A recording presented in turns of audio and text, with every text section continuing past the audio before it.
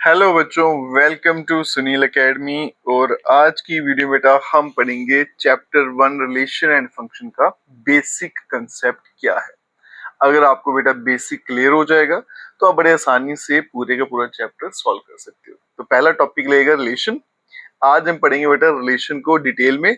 इसमें हमने 3 तरह के रिलेशन पढ़ने हैं, रिफ्लेक्सिव, सिमेट्रिक, ट्रांजिटिव। उसके लिए बेटा थोड़ा सा रिकैप करना पड़ेगा आपको क्लास 11th का, जिसमें कार्टेशियन प्रोडक्ट होता है। ठीक है, उसके बाद बेटा एक एक करके समझेंगे तीनों रिलेशन आपस में होते क्या है, फिर की स्टेटमेंट कैसे लिखनी है वो भी समझेंगे। उसी में बच्चे को ज्यादा दिक्कत आती है कि लिखें कैसे इसको, तो वो भी एक बच्चों को परेशान करता है कि इसको लिखना कैसे है, और एग्जाम में बच्चा क्या है गलती कर देता है स्टेटमेंट लिखने में। वो भी समझेंगे कि इसको हम अच्छे से कैसे लिखें। तो स्टार्ट करते हैं आज का वीडियो। टॉपिक रहेगा बेटा रिलेशन। तो रिलेशन की स्टार्ट कैसे करेंगे? मान लीजिए मेरे पास 2 सेट है, यहाँ पे डायग्राम से दिखाते हैं आपको।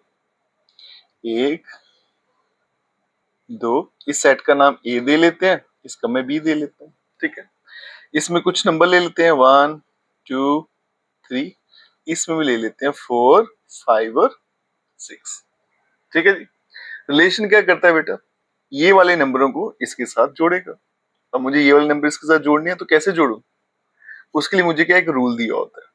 ठीक है जी, उसी को बोलेंगे हम रिलेशन। तो मुझे क्या एक रूल सा दे दिया होगा। मान लीजिए जैसे मुझे यहाँ पे ऐसे दे रखा है y is equals to x plus 1।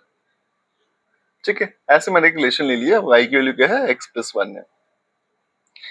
अब यहाँ पे x प्लस 1 नहीं करेंगे, x प्लस 3 करेंगे, 1 से आएगा नहीं, नंबर 1 यहाँ पे लिए। ठीक है, तो मान लो ये मेरे पास एक रिलेशन है y is equals to x plus 3।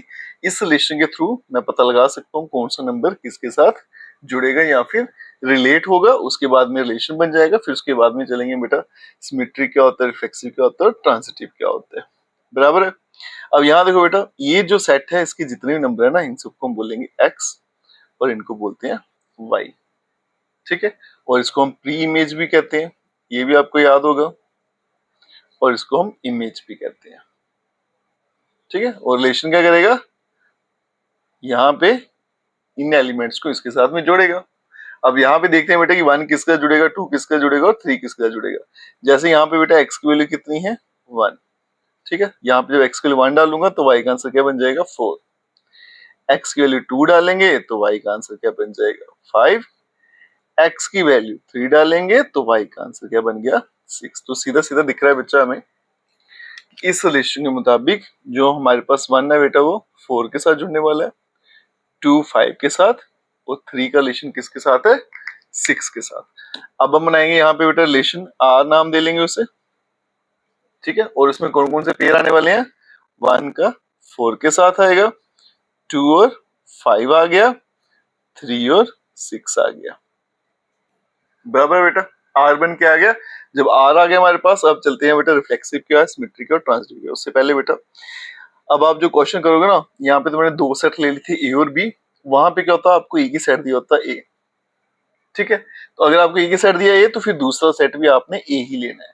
2 set होंगे तो ही तो रिलेशन में एस्टेब्लिश कर पाऊंगा। तो ये रिलेशन बन जाएगा सेट ए का ए के ऊपर क्या रिलेशन है। ठीक है, याद रहेगा ये।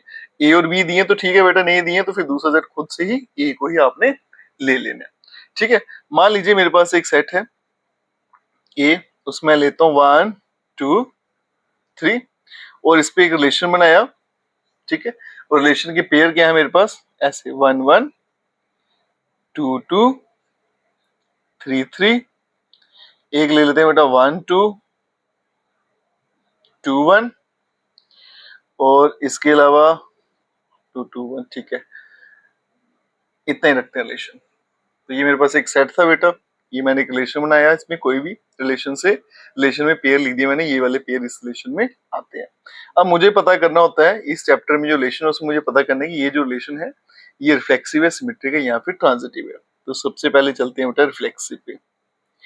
आप देखिएगा बेटा रिफ्लेक्सिव कैसे प्रूफ करना है और स्टेटमेंट क्या लिखनी है। जब भी रिफ्लेक्सिव प्रूफ करना है तो सबसे पहले एक बात का ध्यान रखना, आपको ये देखना है मुझे जाना कहाँ पे है।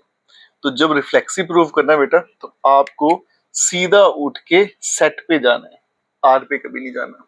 याद रखिएगा, रिफ्लेक्सिव के केस में सीधा सीधा हमें कहाँ जाना होता है, ए पे, और ए के अंदर जितने भी नंबर दिए हैं उन सबका जो डबलेट है, जब पेयर है, वो इस आर में मुझे दिखना चाहिए। जैसे 1 है तो 1 1 यहाँ दिखना चाहिए, 2 है तो 2 2 दिखना चाहिए, 3 है तो 3 3 दिखना चाहिए, और सभी नंबर्स का दिखना चाहिए। अगर एक भी नंबर का कम पड़ गया तो वो रिफ्लेक्सिव नहीं रहेगा। ठीक है, फिर बता देता हूँ, जब भी रिफ्लेक्सिव देखना है तो जाना कहाँ है, ए पे, और फिर ए के अंदर जितने भी नंबर है उनके पेयर कहाँ होने चाहिए, आर के अंदर। ठीक है, अब आप देख सकते हो 1 1 भी है, 2 2 भी है, 3 3 भी है, तो ये रिलेशन मेरा रिफ्लेक्सिव है। अगर रिलेशन रिफ्लेक्सिव है तो क्या लिखना बेटा, ऐसे A comma A belongs to R for all A belongs to A. जो मैंने बोला मैंने वही लिखा मैथमेटिक्स की फॉर्म में। नंबर कहां से लिया था, ए से। ठीक है, तो वही लिख दिया, और पेयर कहां होना चाहिए, आर में, वही लिख दिया। और पेयर कैसे बेटा, सेम सेम 1 1 2 2, इसलिए दोनों तरफ ए लिखा हुआ मैंने। क्लियर हो गया रिफ्लेक्सिव। दूसरा आ जाता है बेटा सिमेट्रिक। ये आ गया मेरे पास सिमेट्रिक। सिमेट्री के लिए आपको सीधा उठकर जाना है, जो वो जाना है बेटा यहाँ पे। सिमेट्री के लिए कहां जाना होता है, आर में। ठीक है, रिफ्लेक्सिव के लिए कहां जाना था, ए में, और सिमेट्री के लिए कहां जाना मेरे पास, आर में। आर के अंदर जितने भी पेयर दिख रहे हैं उन सभी को हमने उल्टा करना है, और उल्टा करके जो आंसर आएगा वो भी कहां होना चाहिए, आर के अंदर। फिर स्टेटमेंट फिर से बताता हूँ बेटा, जितने भी पेयर दिख रहे हैं सबको उल्टा करना है, और उल्टा करके आंसर भी आर के अंदर होना चाहिए। जैसे 1 1 का उल्टा करेंगे तो 1 1 नहीं है, तो वो है इसमें। 2 2 का उल्टा सेम है, 3 3 का 3 3 वो भी है। 1 2 का उल्टा क्या होता है बेटा, 2 1 वो है इसमें। 2 1 का उल्टा क्या होता है, 1 2 वो भी इसमें है। ठीक है, तो आप देख सकते हो बेटा सभी पेयर्स, जितने भी पेयर हैं सभी को उल्टा किया, उसका आंसर भी इसी में है, तो ये सिमेट्रिक भी होगा। और याद रखना बेटा, जो ये मैं बताता हूँ ना रिफ्लेक्सिव सिमेट्रिक ट्रांजिटिव, वो सभी के लिए होता है। ऐसा नहीं है कि ए का भी कम पड़ गया ना तो वो वहीं पे सिमेट्रिक नहीं होगा, तो सभी पे वो लागू होना चाहिए। तो यहाँ पे बेटा क्या लिखना है, ऐसे let A B belongs to R. एक पेयर ले लिया मैंने कोई भी यहाँ पे R, which implies B A belongs to R. ठीक है, तो जितने भी पेयर हैं आर के अंदर उनका क्या है बेटा, उल्टा करेंगे, वो भी आंसर किसमें है, आर में है, इसलिए आर जो है आपका वो सिमेट्रिक बन जाएगा। ठीक है जी, बराबर है। और यहां पे लिख लीजिएगा आर इज रिफ्लेक्सिव। ठीक है, अब चलेंगे तीसरा, ट्रांजिटिव। ये थोड़ा सा कंट्रोवर्शियल भी है बेटा, ट्रांजिटिव, इसमें बच्चों को दिक्कत आती है। तो ट्रांजिटिव में क्या करना है बेटा, सबसे पहले मुझे जाना कहाँ है वो याद रखना है। तो मुझे कहाँ जाना है ट्रांजिटिव के लिए, सीधा आर में जाना है। ये भी क्लियर हो गया। ठीक है, सिर्फ रिफ्लेक्सिव के लिए सेट पे जाना था आपको, बाकी सभी के लिए कहाँ जाना है बेटा, आर में जाना है। अब ट्रांजिटिव में क्या करना होता है, मुझे दो पेयर ढूंढने हैं। ठीक है, और पेयर कैसे ढूंढने हैं, पहले यहां लिख लेते हैं ऐसे, A B comma P C belongs to R. पहले आर के अंदर दो पेयर ढूंढेंगे ऐसे। कैसे पेयर बेटा, इसका लास्ट इसका पहला सेम हो। जैसे फॉर एग्जाम्पल 1 2 2 1 ही ले लेते हैं। ठीक है, तो फिर क्या करना होता है, ये बीच वाले नंबर छोड़ देने आपको, तो पीछे का बचेगा 1 1, वो भी इसके अंदर होना चाहिए, which implies A C belongs to R.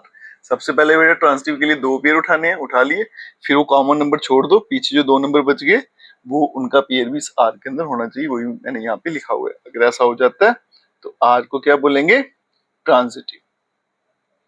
ठीक है, जैसे यहाँ देखो 1 1 है और 1 से स्टार्ट होने वाला ये है ना, तो 1 1 छोड़ूंगा, पीछे बच गया 1 2, वो इसके अंदर है, बराबर है।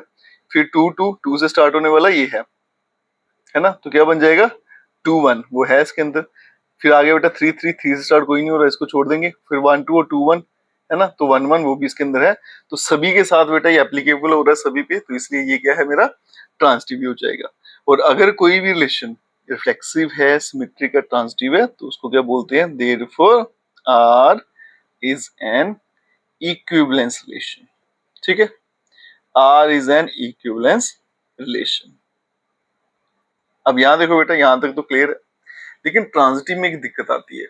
वो क्या रहती है, कई बार क्या होता है बेटा, आपको पेयर नहीं मिलता आर के अंदर। ठीक है, देखो अगर तो पेयर मिल जाए ना तो फिर मैं बता सकता हूँ ये मेरा ट्रांजिटिव है या नहीं है, क्योंकि ये बी छोड़ देंगे तो ए सी इसके अंदर होना चाहिए। लेकिन अगर पेयर बन जाए तो ही होता है, कई बार क्या होता है पेयर बनता ही नहीं है। तो फिर बच्चे फंस जाते हैं, क्या करें। मान लो यहाँ पे ऐसे मैंने लिखा हुआ है, ऐसे एक एग्जांपल ले लेते हैं, आर इस तरह से ले लेता हूँ मैं 1 2, ठीक है, और यहाँ 1 3 ले लेते हैं, ये कुछ आर के एलिमेंट्स हैं। अब यहाँ पे इस तरह का पेयर है ही नहीं है, A B B C form है ना, 2 से कोई स्टार्ट नहीं हो रहा, ना 3 से कोई स्टार्ट हो रहा है, तो यहाँ पे पेयर बन ही नहीं रही है, तो अब ट्रांसिटिव कैसे चेक करें। अगर पेयर बन जाए फिर तो हम लिख देते हैं बेटा, पता चल जाता है कि ट्रांसिटिव है नहीं है। अगर नहीं बने फिर क्या करें, वो सबसे बड़ा प्रॉब्लम है। तो उस केस में क्या करना है बेटा, यहाँ देखो अगर पेयर बने तो ए सी भी आर के अंदर हो तो ये ट्रांसिटिव है। अब इसको मैं निगेट करूं, अगर नेगेटिव में बोलूं, अगर पेयर नहीं बनेंगे तो फिर ए सी भी आर में नहीं होगा। देखो अगर पेयर बना तो ए सी आर में है ना, पेयर बना तो एसी आर में है तो ट्रांसिटिव हो गया। अगर पेयर ही नहीं बना तो फिर एसी भी नहीं बना, तो तब भी ये क्या माना जाता है, ट्रांसिटिव माना जाता है। ठीक है, तो इस तरह से होता है कि A B B C does not belongs to R which implies A C does not belongs to R. तो इसमें इस तरह की कंडीशन लग जाती है और फिर इसको क्या बोला जाता है, आर इज ट्रांसिटिव। और आपकी एनसीईआरटी बुक में ऐसा क्वेश्चन मिलेगा आपको बेटा, जहाँ पे पेयर नहीं बन रहे होंगे तो उसका आंसर आप पीछे देखोगे तो वहां पे ट्रांसिटिव ही लिखा है। उसका रीजन क्या है बेटा, अगर पेयर बन रहे हैं तो इसको पॉजिटिव में देखो, पेयर बन रहे हैं यस, तो फिर आपके पास एसी भी आ रहा है यस, तो यस यस चल रहा है तो आंसर ट्रांसिटिव है। इसी तरह से इसको नो में भी चलाना है, पेयर नहीं बन रहे तो फिर एसी भी नहीं बनेगा तो भी ये ट्रांसिटिव ही माना जाता है। इसी में बच्चे ज्यादा फंसते हैं। ठीक है, तो क्लियर है बेटा, ये सारे का सारा बेसिक है रिलेशन का, रिफ्लेक्सिव सिमेट्री को ट्रांसिटिव कैसे होता है, और ये क्राइटेरिया था, इसको याद रखिएगा बेटा। इसमें बच्चों को दिक्कत आती है, जब भी ऐसी सिचुएशन आएगी तो वो ट्रांसिटिव ही माना जाता है। तो आज की वीडियो बेटा हमने बेसिक किया रिलेशन का। नेक्स्ट वीडियो में क्वेश्चन सॉल्व करेंगे आपके एनसीईआरटी के। अगर आप वीडियो देखते हो लाइक जरूर करिएगा, चैनल को लाइक सब्सक्राइब शेयर कमेंट जरूर करें। Best of luck.